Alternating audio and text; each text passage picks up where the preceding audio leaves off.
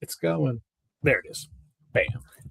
Hi, this is Amber Brittain-Hale, and you're watching the Break It Down show. Hey, this is awesome. I love being able to do these conversations with you, Amber. And I think folks in general appreciate the fact that we're going to have a normal, sane conversation about some challenging stuff that might make us uncomfortable politically, but in terms of policy, we got to call balls and strikes, as you say. Well, that's true. I like what you say when politics and policy aren't the same thing. And many of the organizations that I consult with, we've had these same conversations, and you have to separate yourself from either the research. You don't get to have feelings in the research when you're asking difficult questions, and then you receive a shocking response or words that you find offensive. You don't get to have a positionality in that. So when you're talking about policy versus politics, those are incredibly different things, so divergent. And I think that distinction is important to be made. There is, and you do need some amount of politics to make the policies happen, right? So there is some tolerance we have to have for things that we may not agree with. A good example is Donald Trump is the president. He gets to set policy. You may not like that, but that's what generates the direction that we go. And so while that may be uncomfortable for a lot of folks, and then it'll flip the other direction when we orient to the left, that part of the politics has to happen to make the policy possible. So that's part of it, is when the politics get in the way of understanding or interrogating policy. Your personal, again, that word positionality, how you feel, what you think, how you're reacting is so reflexive that you didn't, most people don't interrogate a policy for its merits. It was, here's the messenger, therefore I don't like the policy. When really, what are the list of alternatives? Did you consider those? Did you weigh them out? Like, what had more heft? What are your priorities? Let's say, Internet Bob on Venezuela. Oh, Yeah, nothing. Oh, nothing. Oh, you know nothing about it. Keep keep going with this, nothing platform and yeah, hyperbolic, reactionary hate tweet for something you yeah. don't know. And it's really interesting that good policy doesn't find traction in mainstream narrative when Mm. really you interrogate some of these moves we've made in international relations. And I think that there's some really solid progressive ideas that are doing better to bolster institutions and, at least lessen the polarization in societies. Right. The problems that come to the president's desk or the secretary of war, the secretary of state, these aren't the easiest problems. They're the hardest problems. And there's often like, which bad option are we going to pick from? And if it's going to happen, it's going to be a less than 50-50 proposition. I mean, like it's on and on and on. These aren't easy things to solve.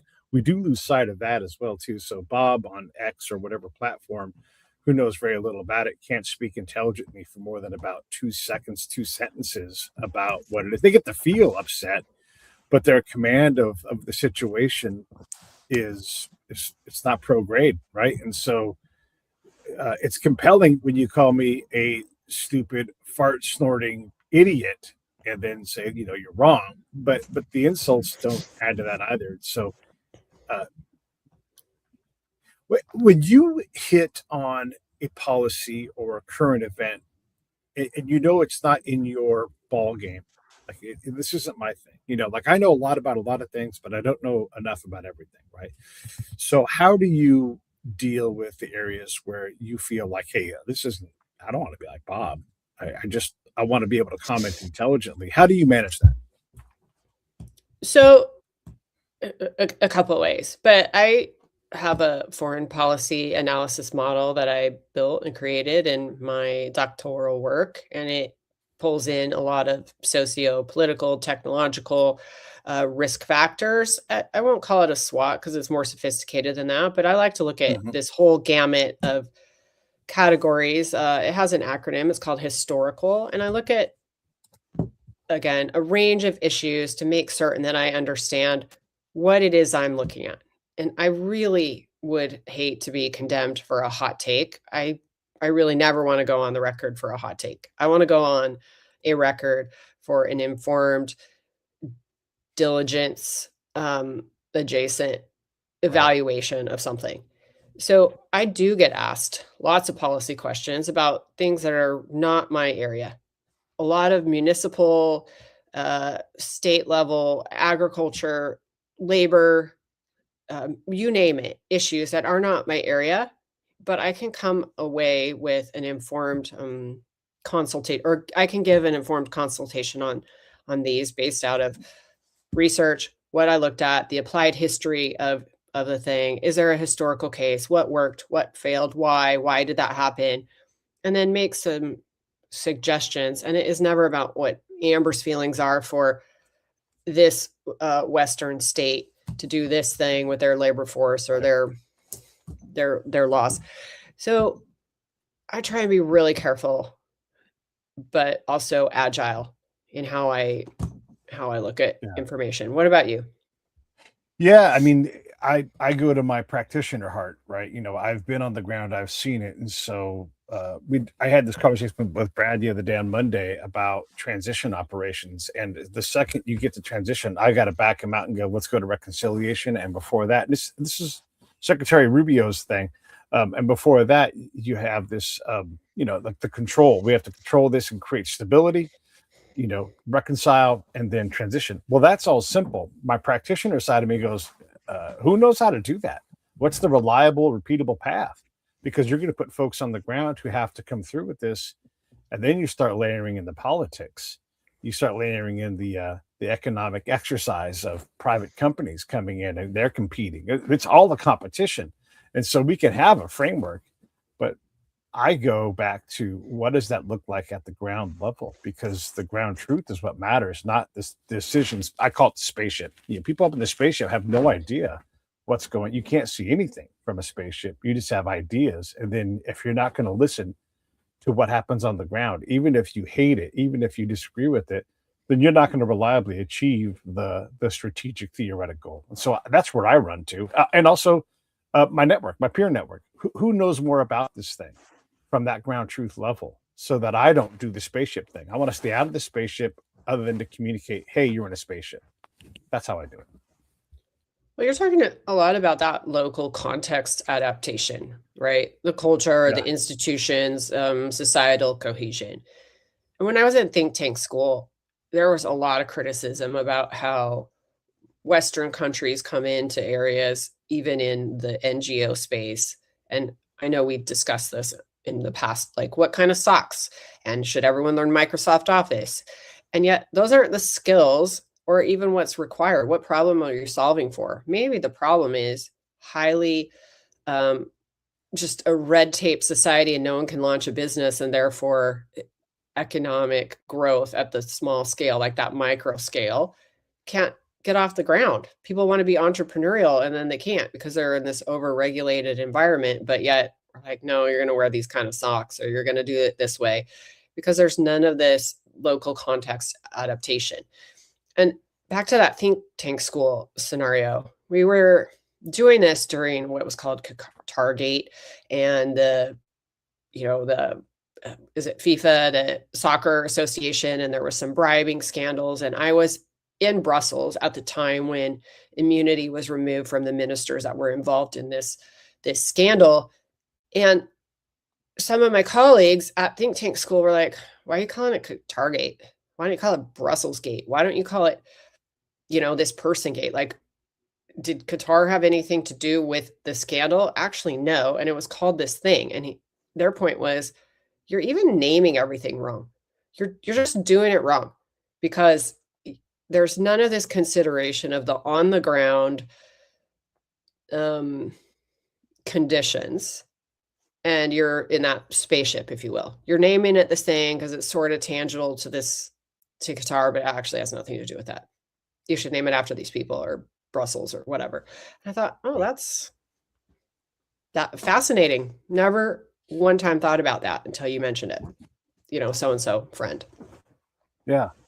This is a good example of this. I was in a far-flung village in Afghanistan, and we have State Department people, big boss commander, And the State Department guy points at me, and it's a bit of a got you. Hey, Pete, in this valley over here, what's the number one TV station?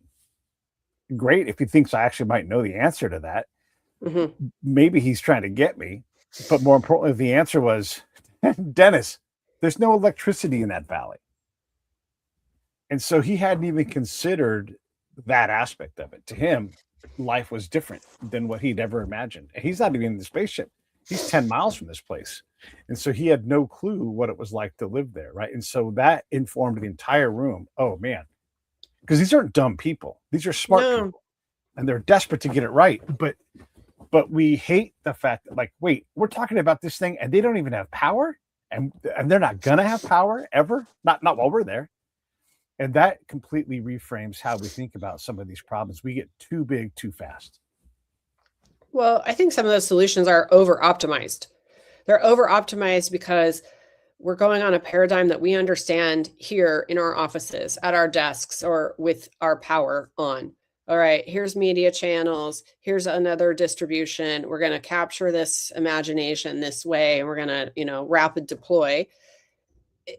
And you're not even understanding local power dynamics or infrastructure or really how it works. And I watched your podcast on Monday talking about the bus stop. That's really the market stall. It's like, we're going to build this. And that actually is so misaligned and mismatched to how business was getting done in the first place. Well, I don't bring my pumpkins to the fake bus stop, shed, market stall. That's not how I do it. Never one time I've done it that way. And I think it's fascinating, the mismatch. These are good ideas, sure, for somewhere else or another time, or maybe with more research or understanding, but don't come in first weapons hot and then with the big ideas that don't work at all. Yeah. I sent you the link to that transition operations paper that I wrote, and it's not 100% germane, but the approach, I think, remains. We have these, we tend to just like start with the big idea. Hey, and look, I'm being rough on Secretary Rubio because these are big things. We take them on and you act like, hey, this is the program. And then, hey, where's the accountability?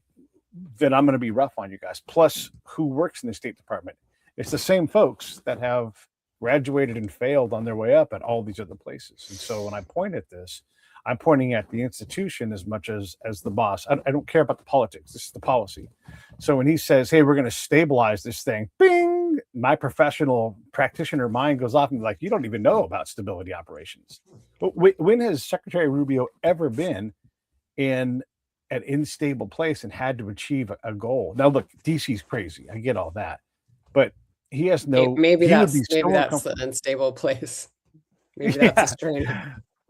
But that's an unstable place with cappuccinos and $100,000 checks floating around like that's nothing. I mean, it's a different kind of stability. When you're talking about, do people have access to bananas when there's banana grove right over there? That's a different kind of stability. He has no clue what it takes to stabilize a region and the complexity therein. And so when I hear that, I think about, wow, now we're in my ballpark because I know that world. I know that world really well. But again, from the practitioner side of it. So if you look at historical cases, Germany and Japan post-World War II, I feel like those are textbook successful cases that had that tabula rasa effect, right? Existing bureaucratic capacity and societal exhaustion, which enabled reform. Also, there was massive investment, high troop levels, and some continuity of institutions, but also currency reform, market liberalization, like a complete transformation. South Korea had some of those factors, and you can see their post-war success with all their lights on and their northern counterpart, one candle in Pyongyang as a comparison when you look at those space images. But that US security umbrella and more of an authoritarian state development led to something else, like democracy and export-led growth. And then there's other cases that are maybe more mixed and fragile, or we could talk about Eastern Europe, for instance, Bosnia, Kosovo. But then we have, like I said, some of those mixed cases, like Rwanda, Sierra Leone. And then we have the really disappointing set: Afghanistan, Iraq, Libya, Somalia, Haiti. What do you think are the common threads and success factors across, the high to mixed, and what are the real failure patterns? One of the successes I've discovered external to my own experience is there's a general named Romeo Dallaire. He's Canadian, and he went into Africa where it was really complicated. And he used the radio to his advantage so he could communicate with the people. But he didn't need to be in charge of the messaging. It didn't need to be his PSYOPs people running the messaging for the UN mission that he was there for. The local leaders who are responsible, like when we go to leave, the whoever it is, the Senegalese, boss man over there needs to have. We have a mal approach. We want to win hearts and minds for ourselves, but we're not the government. And so when you try to state build, if there's no buy-in with the state, you can have all of the state accoutrement, fire departments, banks, all that. But if nobody trusts it, then it doesn't matter. About a week ago, I had an Iraqi guy on. We were talking about this, like who would go to the police in Iraq, especially 15 years ago. I think we laugh about it because nobody trusts the police. So you don't have a state. And this is all Weber stuff that we learned a long time ago in the political science world. But if we don't behave in a way that makes sense for what Weber said, and if you're going to defy Weber, great, but understand that like there's a whole lot of work in that field you have to understand before you say, I'm going to purposely defy this because I disagree. If you don't know, then you don't get to reliably do this thing. This is all heady talk. What I'm trying to say here is what works is improve your communication channels. Stop orienting your communication up to higher at state. That never works because then you're just looking up everybody's ass on this ladder of success. You have to be on the ground. The State Department hates that. They don't want to be out there. It's hard to scale that. Well, guess what? Their critical path is getting these different communities going in a common direction and creating lots of small wins. That's what works. What doesn't work is saying, hey, Venezuela is unstable. Let's deal with the battered women right now. Like that. That's important, but it is not the most important thing. How do you get electricity into these villages? How do you show them that the state actually is existing in a way that's at least potentially better than it was? How do you get it to fledgle? I mean, if you don't even have a fledgling government, then there is no stability. And instability is the norm. And instability is going to suck all your resources back to the middle, and you're not going to be able to pull that band of stability and place it in its anchor points. And the second you take your hands off of it, you'd be like, is it staying? Is it staying? You have to always look at it and make sure that stability is there, because it doesn't matter if you think it's stable. It matters if Jeff, Tony, Deborah, Linda, if they think it's stable. I think you make an excellent point, and that is security first, then the legitimate government, then you can move into some of the other factors. And if you look at Bukele in El Salvador, he almost did his own transition stabilization. He took this state that was, the murder capital of the Western world and just run by criminal gangs. And he started with the security piece first, filled up the prisons, and created this work program where they're crocheting clothes and cleaning everything. And it's astonishing. But now if you look at some of his social campaigns, they're rounding up all the stray cats and dogs. There's a spay and neuter program. There's more of this like social program, but they didn't start with the cats and dogs. They didn't start with the battered women and the small things. They start with the big questions first. And I feel like he's a great case study in some of these like transition research, but El Salvador did it themselves. Right. And those pillars of what was tackled were prioritized, the triage of the thing. And I don't know. I think it should be added to the literature as a success story, to be honest, because he took something and made it into something else. And that economic stabilization, in fact, having a Bitcoin policy and paying down state debt and just having more control over their economy in ways increasing trade.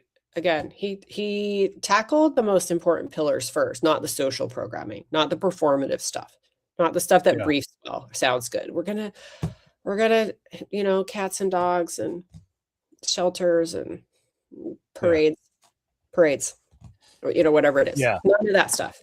None of that stuff factored into the high level. Yeah, I am hard on the ag people because they're a great example, and they failed over and over again with no intention of failing. They would show up, and I'd be like, "Oh, ag, here comes ag." They're going to be messing things up, so I could focus my attention on them because I knew that they would be out of step. And the classic conversation I use for this is I'm talking to a major. This is a person who's well seasoned, is a farmer, and I ask him to describe the local market to table, like the business chain for the products in the valley. I don't know. And then you have to ask, why are you fucking with it then? And it didn't care. It didn't slow him down, because he's mission oriented. I'm going this away. Well, thanks, but leave, because you're only making it worse. And so when we try to reinvent an entire, and this is where the politics comes in a little bit, when we come in and say, we need co-ops, like, do we? How many farmers have you talked to out here? Mm-hmm. Do they already have a co-op? and they don't care.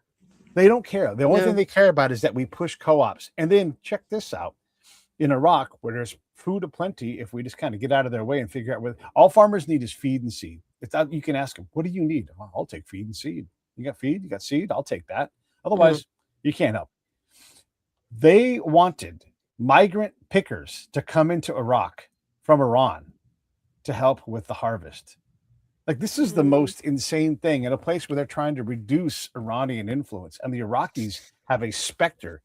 The specter is always bigger than the problem. So when you make the specter bigger, you make the actual perception of the problem worse. And so they wanted to import day laborers to come and bring in crops. And when I go talk to the farmers, they're like, there's no crop too big.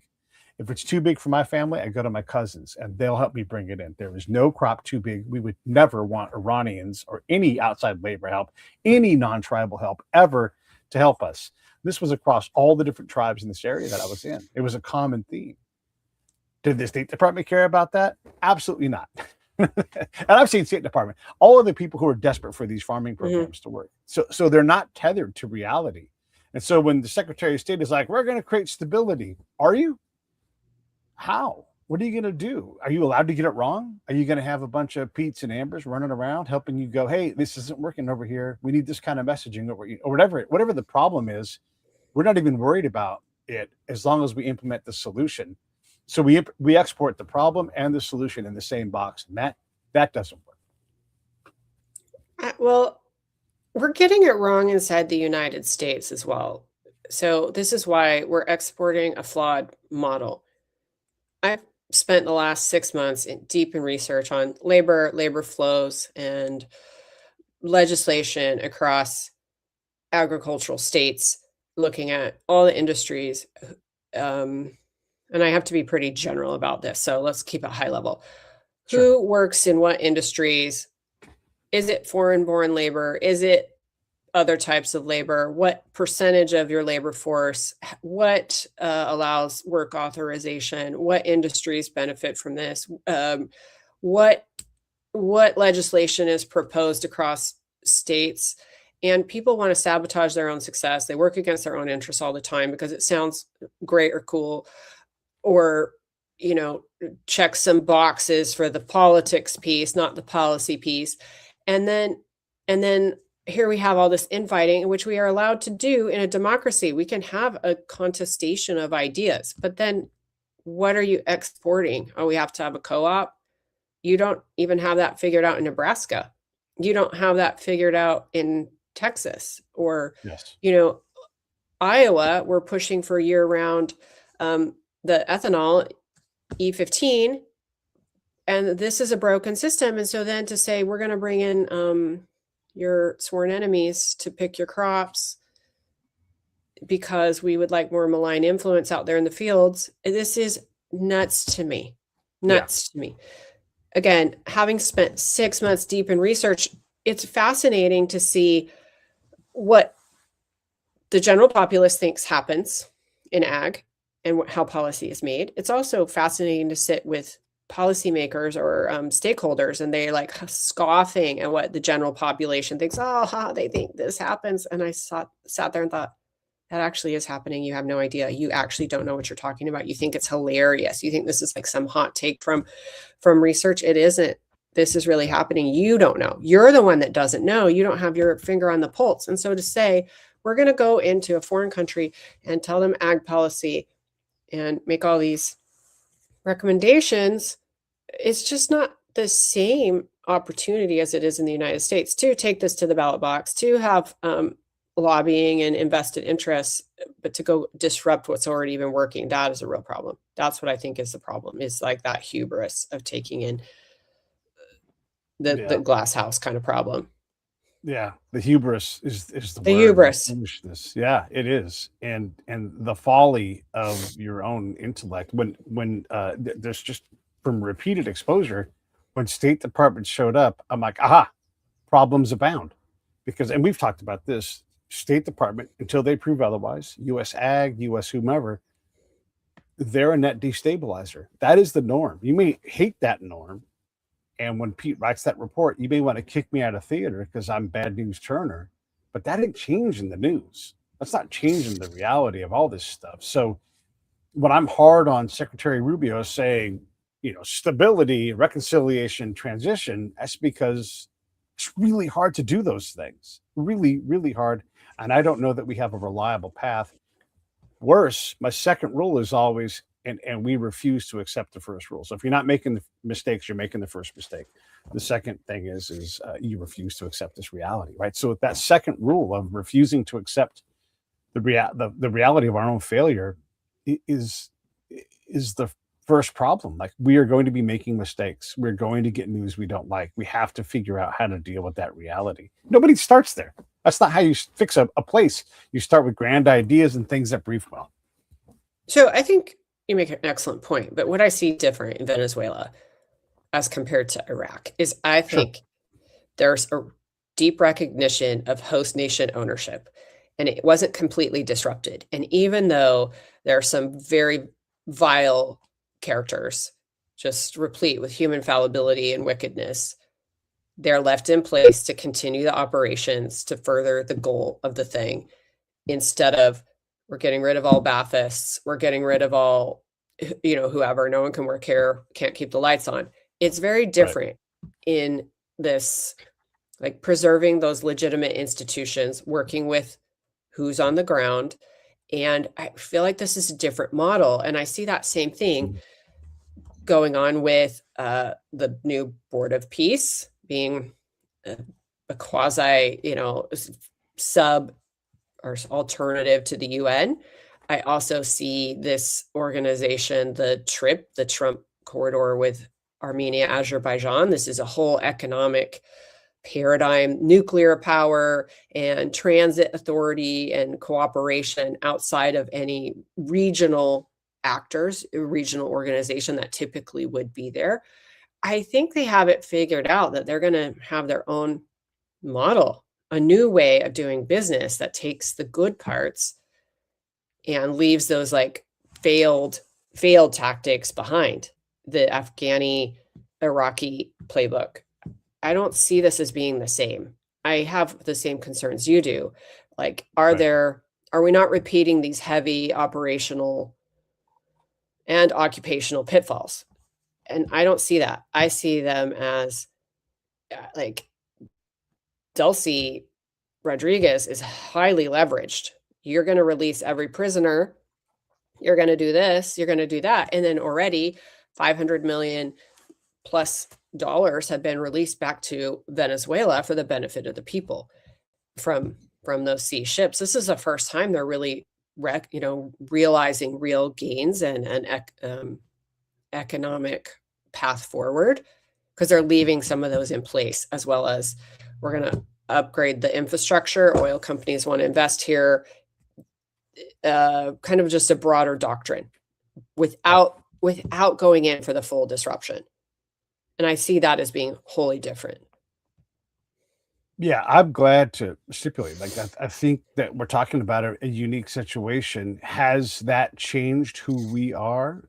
Or this is where, look, bottom line for me is we've not proven to be reliable. We've got great ideas, but our implementation usually sucks, partly because we have this accountability problem where everything goes up, nothing goes out to the side. And so we become the dominant force. When we become the dominant force, satisficing, or whatever that word is, that's an academic word, people start to perform the acts that we want from them. And we are all too glad to have good news. So let's get it right. Let's take this economic approach. I love it. Who's going to be the truth to power person? Who's going to say this isn't working how you think it is? Because we'll brief ourselves into oblivion. And that's more of an us problem than a them problem. So for sure, great bones. It's a fixer upper. We think we can handle it. But if you're not going to, listen to the guys swinging the hammers, you're going to have a fucked up house. So I think that's the question I would ask you is, well, you don't have to agree with me, but do you think US thinking on like stabilization and operational experience, has that changed how we do things? Like, are we better prepared than we have been in the past, or have institutional memories faded quickly? I mean, the same people are there, right? Like the institution hasn't changed much. It's still uncomfortable work. We don't like instability. And so when instability is the norm, who's been trained on how to deal with that? We talked before about the comfort with not knowing things, right? And the tolerance for ambiguity. Who at State Department specializes in that? I don't know who that is. So if they have these things, if they've developed these professional skills, yeah, absolutely. But if it's Jared Kushner and Steve Witkoff going in and making deals and then being done, then not even the half of the work has been done. Okay, you got a deal on paper. Who's going to enforce it? Who's going to make sure that these things are working the way they are designed? I mean, George Bush's Decision Points book, fantastic laydown on how we're going to fix Afghanistan. Let's go back and assess it. Oops, it didn't work, right? So, in this regard, our systems are the problem. And yes, the business side of it works. And if I'm going to be hard on Donald Trump, which he deserves, he does things like posts heinous videos of people that destroys his credibility internally and creates this political problem for him that he may lose the midterms. If he loses the midterms, budget, focus, energy, it changes outside of his control.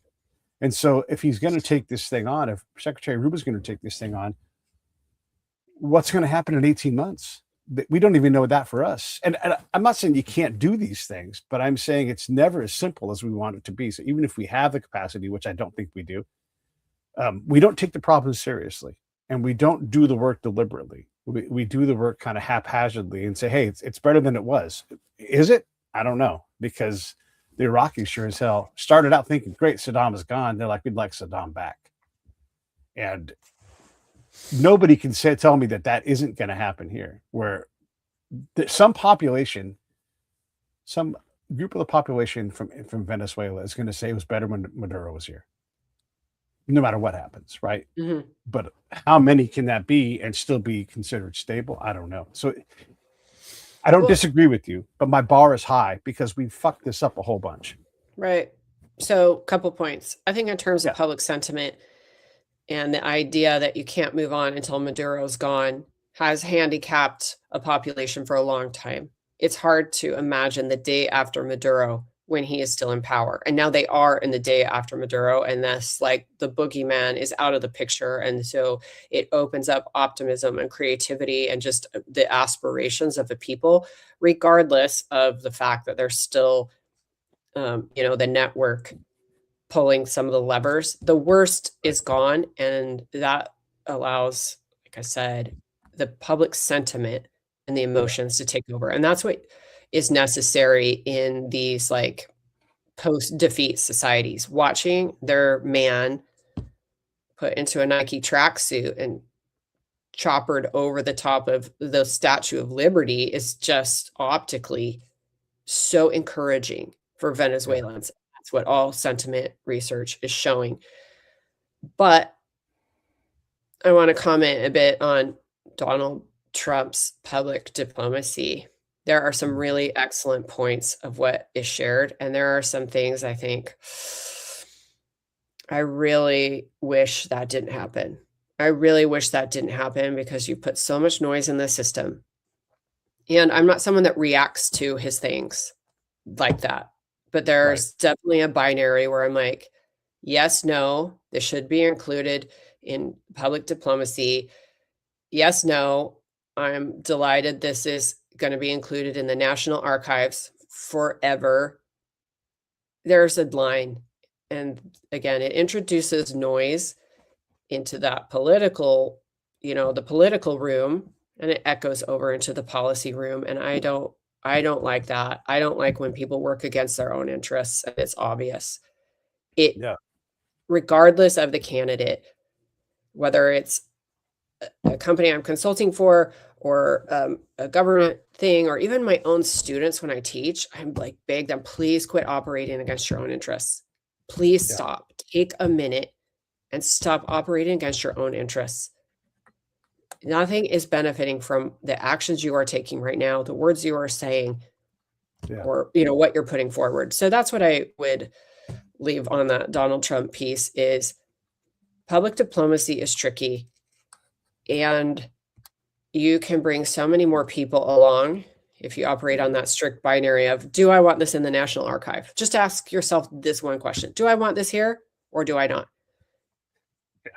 And that could be the line. Not, is it funny? Is it meme? Is this memification? Is it appropriate? There's so much that people learn in public diplomacy. Food Guide Pyramid rebrand and all the new government websites are meant for the beautification, our engagement with government. They're amazing. And then we get a video and I'm like, oh, dear heavens. No, thank you. No, thank you. No, thank you. Right. Yeah. I want to go. So all of that. Yes. Right. And so the energy it takes to accomplish the stability task is usually greater than the energy available. And then if you take a big chomp out of it, but now you have less energy to accomplish a thing you already probably couldn't do. Right. So if it was 50-50 before, what is it now? Is it 45? I just, who cares what the numbers are? We have to get out of our own way. That is one way that we're always in our own way. Here's another way is that we don't demand performance on these. We can simply say, I was there, I fixed it. And then we all believe it. So I'm with you. I am bullish on Venezuela doing well, but is it going to do well in spite of us or with us? And there's no clear answer there. And there's, I don't know, another third of that problem where it continues to be, look, we didn't help Haiti very much. It's as messed up as ever. So when we get too far ahead of ourselves on what's possible, I'm going to say, slow down, get deliberate, make mistakes, and work from within that paradigm. And by the way, and it's in this transition operations paper thing, but listen to the local elders, leaders. They have ideas on what their people need. Some of it's going to be political, but if you aren't listening to them when they tell you the smallest little problem that you could fix to make this village more content than that village over there, and then balance all these out, and you can kind of stack those blocks and those wins, then you have a chance. But if you're not willing to work deliberately, then I would say that the outcome is out of your control. It may work, but it's not because of you. It's going to be because of other events. So Haiti is a failed state, and it's been failing for a long time. And then the players involved in any sort of rescue include the Clinton Foundation, USAID, criminal syndicate, roving gangs. It is flawed from the get-go. So I would hate anyone to say, let's look at what we did, lessons learned from Haiti, and try and pick a winner. There's zero options on the list from Haiti. And Haitians continue to work against their own self-interest as well. Yep. And the talent or wherewithal to fix Haiti, I have never seen that. I think the Haitians that wanted something better live in the United States under TPS. That's what I think happened. A huge export of Haitian people. And that just can't even be in the list of in our case study. Like this is a whole other situation. Whereas Venezuela again, I'm going to go back to the economic levers. I think there's some really talented individuals in the US government now on the economic side that have devised strategies around how do you secure the oil, who's going after the ghost tankers.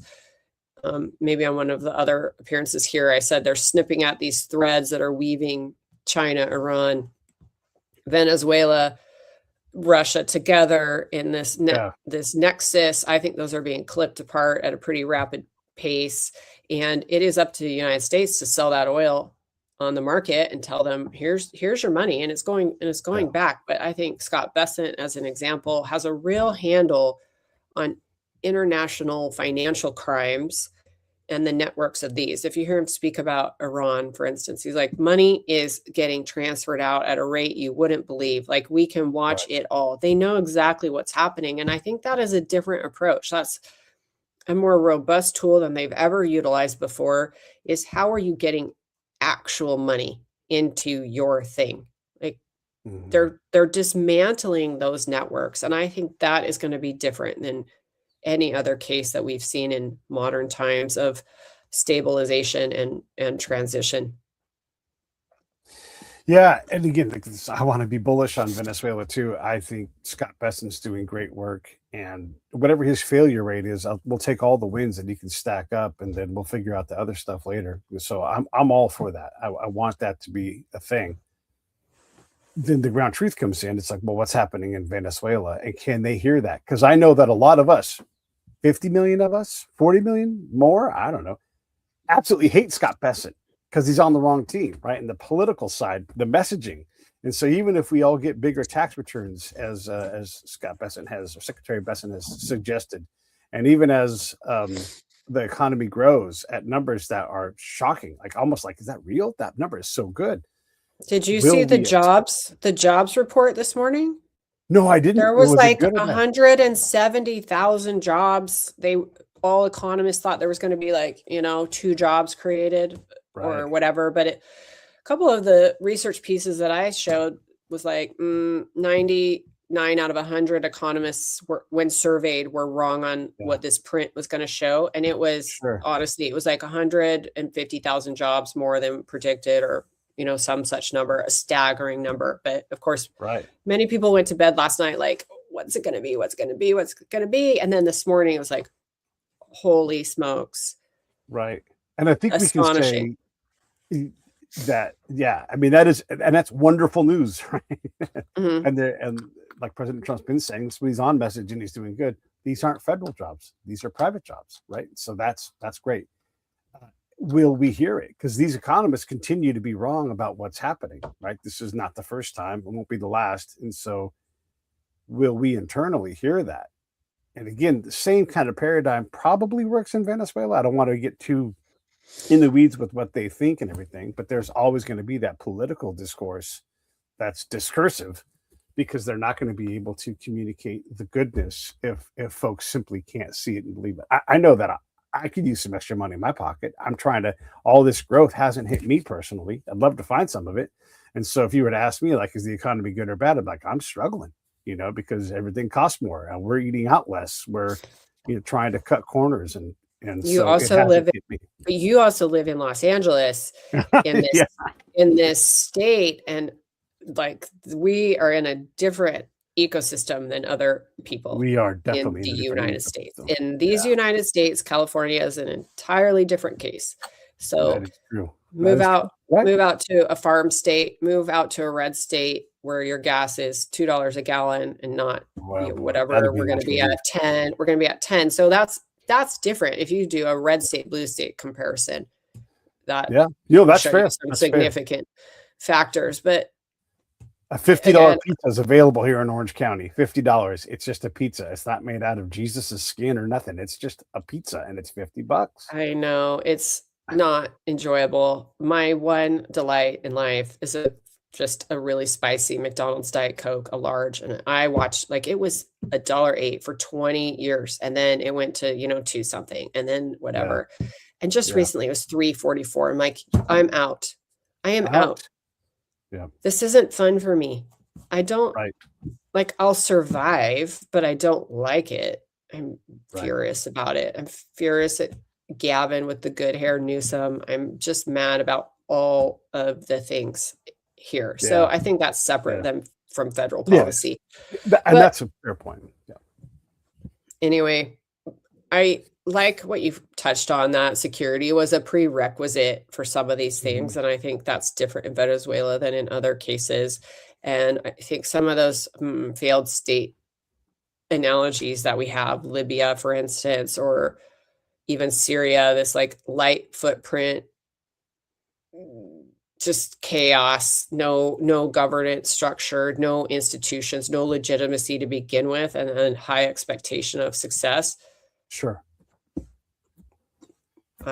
I think those, I'll put those in the failed and poor examples. And I think Venezuela is going to be in an entirely separate category.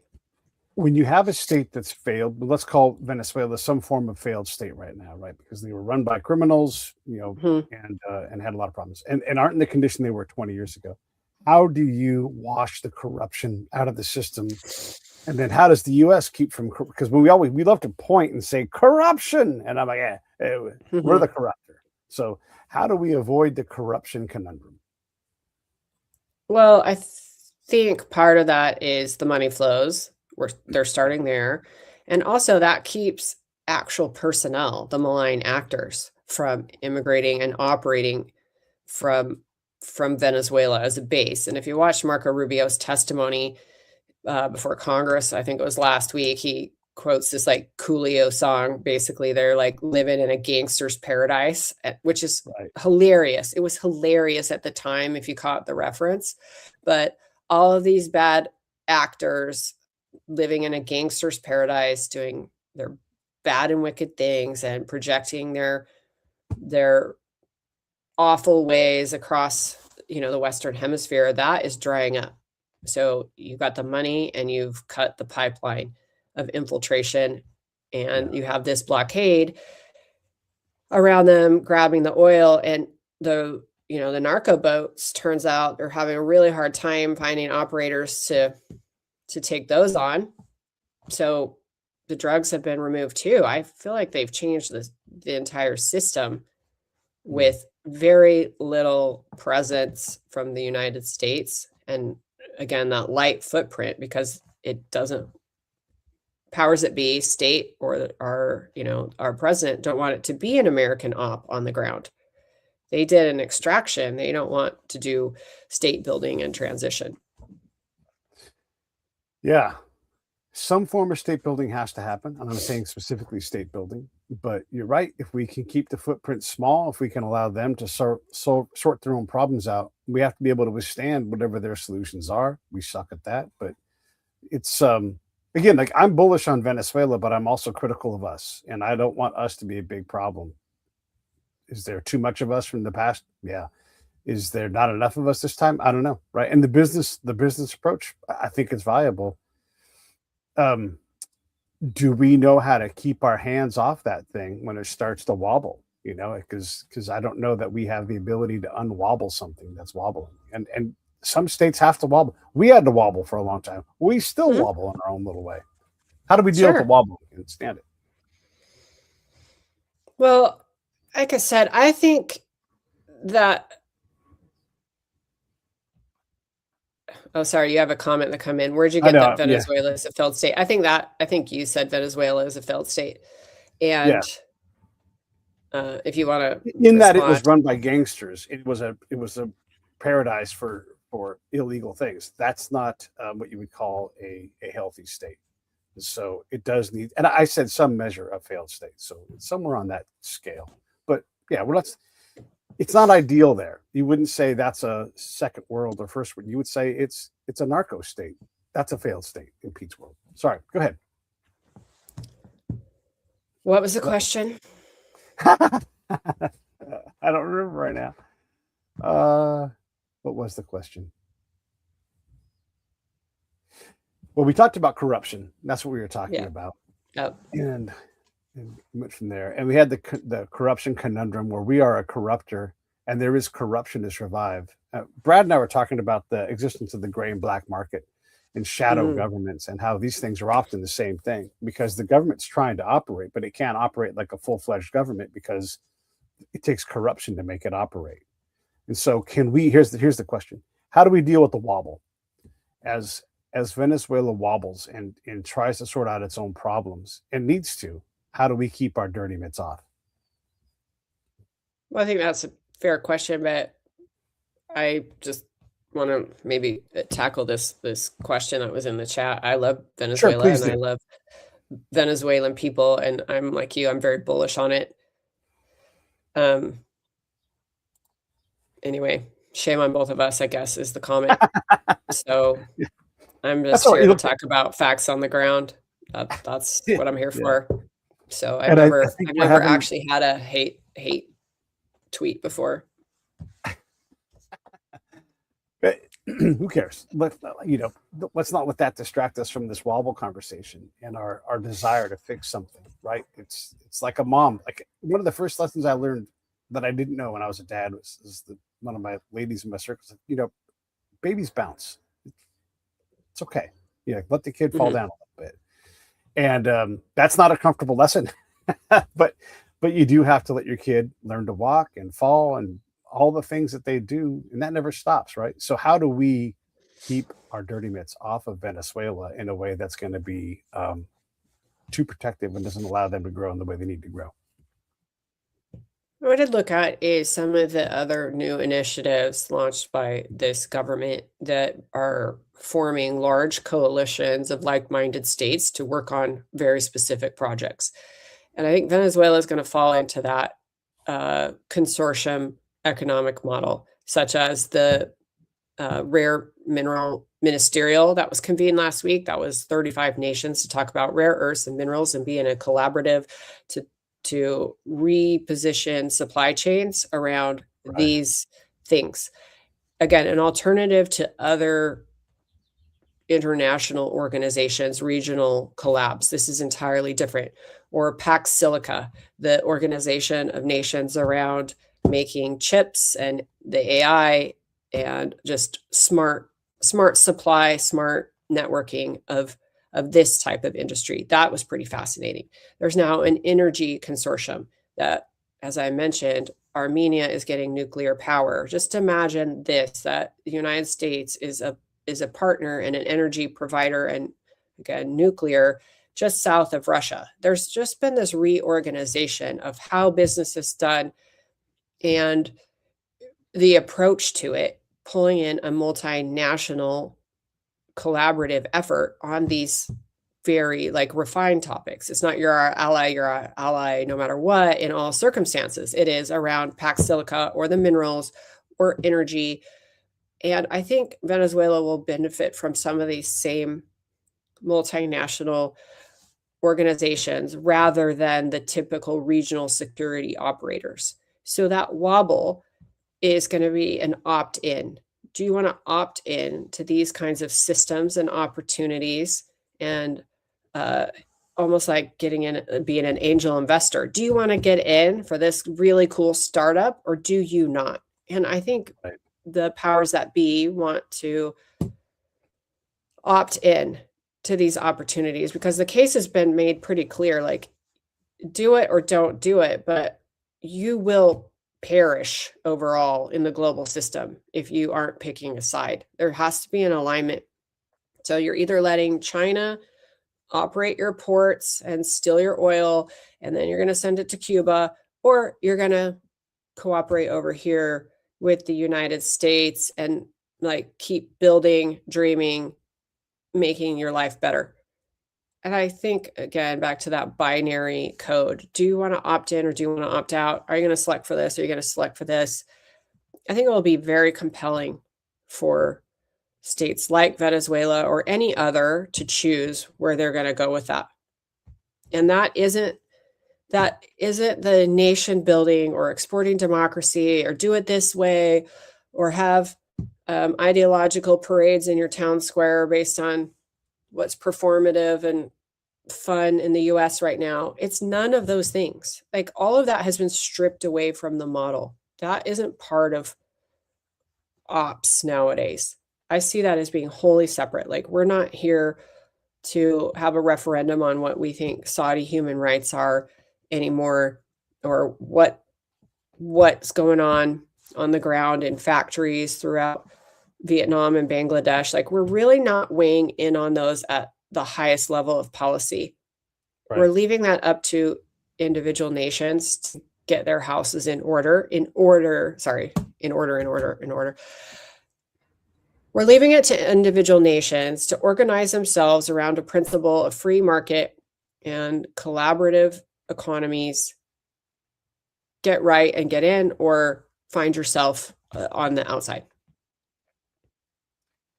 Yeah, and this is the sort of the micro political or policy world too that beckons. So I love the answer on the wobble, and having these, at least state of the art concepts, and hopefully they turn into practices that work, and opt in, and you get the FOMO thing. I love all that stuff.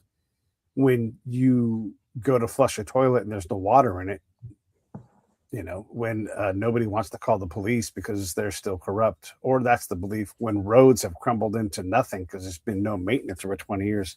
There's a lot of deferred maintenance in Venezuela. I mean, I don't have to be there to know that, because they haven't been able to maintain things. So it'll be interesting to see how they put themselves together, and in a timeline that makes sense. Who's even talking about Minnesota anymore? That was, I don't know, was that a couple of days ago? And we're done with it, right? We move on.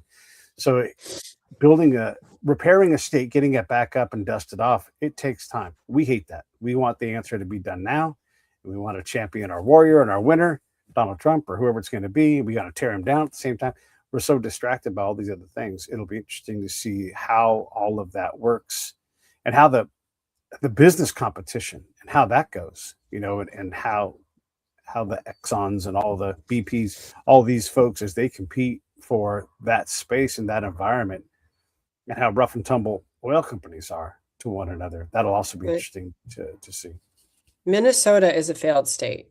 Like, let's be serious. It's a failed state. It is as corrupt and broken as any international entity. Like, the outflows of cash from that place is documented by TSA, and the now audits on banks and all of those nonprofits. Like, it is a failed state. So that can be a separate podcast, but like, it needs to be in the category of all these others. It is operated completely separate from its 49 compatriots. There is something not right in Minnesota, as an example. So I'm glad you mentioned that. But it just happened to be the story of the day, or the object of the day, the thing that people were reacting to. And you can't do that when you have to get actual stuff done. This has been awesome, this conversation, because I don't think you tell me what you think, but I don't think we disagree all that much. I just don't think our Legos go all the way together in a way that we're like, that looks perfect from my angle, right? So I think that there's quite a bit of agreement. But how do you read where we're at on this whole conversation between you and I? I think I don't have the same experience and operational resume that you do. So I don't want any of your listeners to think that I have been on the ground doing the same job that you have been doing. Mine is more analytical, research-based, and an applied history, looking at all the cases in the past of what it's looked like on more of the leadership and democracy side of it. So I just want to be clear what my limitations are. You are a practitioner and an operator, and you saw it on the ground, and you had those conversations up close and in real life. And mine's more high level to say, looks like Japan and Germany did all right. Libya continues to not be among the nations, first appears. Like, where is that, and why is that, and whose fault is that? Is that the United States? Is that Hillary Clinton? Who knows? And really, I'm not here to answer that, but I would just say I don't think it's a misalignment, and I never look at issues that way, like, oh, I'm in agreement or disagreement. I like to talk about things and think about it and go back to research and know more, but I'll just need to make it clear I'm not an on the ground operator like you. So fair enough. And I think I'm not an academic. I think your firsthand experience is invaluable, especially we can look at these case studies and know, and then when you get the actual anecdote of like, what's the radio station in this valley, it's just illustrative of the mismatch or the misunderstanding or the need to go down a couple levels in what we're looking at. Yeah. And well, I mean, and like I said, I think we agree on a lot of this stuff too. And it is hard to weld these things together. That's why the whole thing is hard to do, because you have the academics, the theorists, the strategy people, and they're conceptual and they look at histories and everything else. And we need to understand that so that we can put those things in better shape. But if there's not a tether down to the dudes like me, where I can call up and say, I don't got to call Marco Rubio, but I've got to be able to say, hey, whatever you think this ain't working down here. Like, this is, we're on problem 2. You're on, I don't know what the fuck you're on, And so that vertical communication, that we can be honest and withstand it, I'm always suspect of that, because ambassadors and Pete's don't talk. I mean, I met ambassadors after I was on the ground, and we all agreed that we should have talked more. There's a gap there. No matter how we approach it, the ground truth person needs to have audience with people somewhere in the spaceship, so that there's some trust there that we're trying to all get this thing right, and we have to be able to withstand some bad news. That's my biggest concern, is when it isn't going how we think it's going, will we lie to ourselves? Yes, because that's what we do all the time. So how do we limit those lies? And how do we, and sometimes you just power through something. We're just going to do it this way. We're just going to take this business first approach. We're just going to do it. And that's going to be the way we do it. And we'll figure out the problems, down the line, because you have to do something. And I get that. But if there's no tether between the day-to-day activity and the concept, then you don't have a reliable way to navigate that. That's probably my biggest part of this. I think you made a good point. And human beings are fallible. They make mistakes. They have to operate in ambiguity, meaning without complete information. And they make decisions all the time based on what they have on hand, and then know that they're going to have to reevaluate that later. Is the best decision I can make at the time? Most people do that by default. Most people do the best they can with what they have at the time. Then we get into policy making, and there can be more of an agenda, or I really see the world this way. And that's what happens in this tussle between administrations. 4 years of looking at it this way and 4 years of looking at it this way. But yet we're still trying to project power and stabilize, for the benefit of human beings. Like, nothing that is done in foreign policy, like, while it may look like it's going to enrich someone or another at the state level, it really is about human beings and human thriving and their success, and what creates safety, security, stability across the globe. Human beings are at the center of that as decision makers, as the objects of the decision. And I try and give the benefit of the doubt in that regard. But I can also look at something and be like, that's just a bad policy. That's just, I would never do that. If you could get audience with Marco Rubio and have a few minutes with the secretary, what one thing are you going to talk to him about? So he's a huge football fan and knows everything about football, and I do not. I have one team that I like and cheer for, and that is BYU, Brigham Young Cougars. Okay. So we're going to have to cover some football at first. Okay. I'm going to let him have his run with that. And then I'm going to say, tell me about all that you see for the chessboard of the Trump doctrine, Dunroe doctrine. Tell me where you see this. Is it like, what's the end game? Like, what are all the pieces that you're still working on adding to this chessboard? Because I want to watch for those. I think I have some ideas, but I don't know all of it. Panama, success there. Even the courts have decided China can't own those ports. There's just been a lot, but I want to know what's coming next in the Western Hemisphere. Yeah, that's fair. That's good. And I like that you didn't take the bait to say, here's what I think you should do, because deliberate approach on this kind of thing, understand what he's actually trying to do and see if you can work within that plan. And if he offered you a job, would you take it? Sure. I take lots of, I try and take any opportunity that is conceptually complex, interesting, has a creative aspect, allows for Yeah. conversation and growth, even if it's hard, even if it's ambiguous. I try and say yes to almost anything. Yeah. You got any questions for me before we wrap it up? I do want to talk about Tulsi Gabbard and Intel, but let's do that next time. I don't think you want to talk about Tulsi. I don't think you do. I think you're pretending.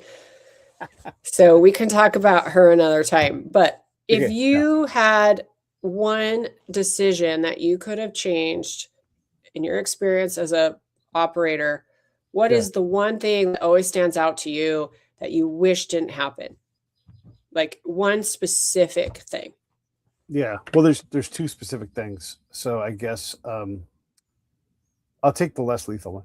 So there's a place called the Ctesiphon Arch in Baghdad province, the state of Baghdad. And out in the farmlands, there's this ancient Persian palace. It's a ruin. And there's a bunch of ruins and tells and all kinds of great archaeological work to be done there. There's also a shrine to a guy named Salman al-Farsi and a couple of other notable Islamic leaders that are enshrined there. 3 shrines. It's all the same shrine, but there's 3 dudes in there. But Salman, it's called the Salman al-Farsi Mosque. There's a casino, and one of the things that tourists in the Islamic world do is they go to this place to get their son's first haircut, because Salman al-Farsi, he was a Persian guy. He was Muhammad's buddy, and he was the guy that cut his hair. And so they make a pilgrimage to this shrine, and little boys get their haircut there. And there was a significant Iraqi museum that used to be there that was torn apart during the Iraq-Iran war, and then subsequently more when we had our incursion there. So that whole area is a cultural magnet. It draws in academics from around the world, potentially. It involves several ministries within the Iraqi government. And it also gets past all the sectarian political nonsense, because they have a casino that has to be owned by the right kind of Kurd person so that everybody can go there, but it's not owned by the wrong kind of Islamic person. You have Sunni and Shia shrines that allow both sides to go there, and this wonderful thing. And you have this big, beautiful arch that needs preserving. It should be a UNESCO heritage site. We brought all this forward to the State Department. They couldn't be bothered. It's this giant cultural magnet in an area that was like a mini Sunni triangle. It was horrible there. There was inter and intra-tribal fighting, lots of murders. Men were sleeping outside in ditches to avoid being caught in their house where they knew they weren't safe. That's how messed up this area was. And with a little bit of care, and we had everything all set up. The Iraqi ministries were all glad to work together with us. They all came out to this far-flung district, and they're like, "Can you guys pull this off? We would love to put energy into this." And we got a university and an archaeologist involved. She was going to make her entire career just studying this area for the next however many years. Couldn't even get a meeting with the State Department. And I called the antiquities guy, their antiquities guy. Nah, we're doing other things. It's amazing how short-sighted we can be, and the inability of us to get out of our own way and take an obvious win that was so powerful. It was such a big magnet that would have helped create a lot of stability. Look, if it worked out, okay, we can get to the next part later on. But here was this wonderful opportunity that everybody was really on board for throughout the nation. Throughout the Islamic world, they were excited about this whole thing potentially coming together. And we couldn't be. Now the Iranians control that operation, by the way. And so there you go. They figured out how to do it. There's one of my 2 big regrets. I think it made me think of a paper that I wrote about unprotected sovereignty and the Kakova Dam crisis in Ukraine. Like NATO's missing responsibility to protect framework. This is it's missing. And what you have explained is like a missing policy framework or consideration for responsibility to protect. It was known for so long that Russia was going to blow that dam in Ukraine. It was known. So why wasn't it protected? Why wasn't there a mechanism? Because it is all the water and history and just this vital pipeline. It was a known thing. And the ecocide of blowing the dam just ruined farmland, and Crimea was again cut off. And there's just so much impact from that event in 2024 that could have been avoided if a responsibility to protect mechanism had been in place, just like you explained it, and Yeah. it could have been done without difficulty. Without difficulty, it was identified, the resources were available, and something could have been done, but no deployment, no action, and now it's too late. And so Yeah. many times with policy, it's like, it's okay if it takes time. And in these Yeah. cases, it isn't okay. You lost your opportunity to do the right thing, to take action and have a strategic role in doing something proper and correct. Yeah. And that is that's sad. I think that's really sad and probably feels heavy. When you say that it was easy to protect that thing, there's only so many nations on the earth, and there's not 5 that could have pulled that operation off. We're one of them for sure. Anytime these big things happen, you're like, was that us? Because we're capable. But the amount of explosives man carried in, just the operations of that were, I wouldn't say easy, but it's a straightforward path to interdict that. And if we had cared enough, and it wasn't us that did it, I don't think we did, but certainly possible. We've done crazier things. Yeah, that was preventable. And you're right. For all the folks worried about environmental catastrophes and everything, war is really hard on the environment. And the more of that war it's you can't make that up. All tanks have to run 24/7, and they consume gallons per hour. And they are not clean in any way. They poison things. And yeah, war is terrible for the environment. So the more war, the more things like dams. Absolutely. Well, thank you for sharing your story. We'll get into the next one another time. All right, let me wrap this up. Hey, everybody, Break It Down Show. This is Amber Brittain-Hale, and you can follow her on X. Anything you want to say in closing before we wrap this up? No, pleasure as always. Okay, everybody, I'll see you tomorrow.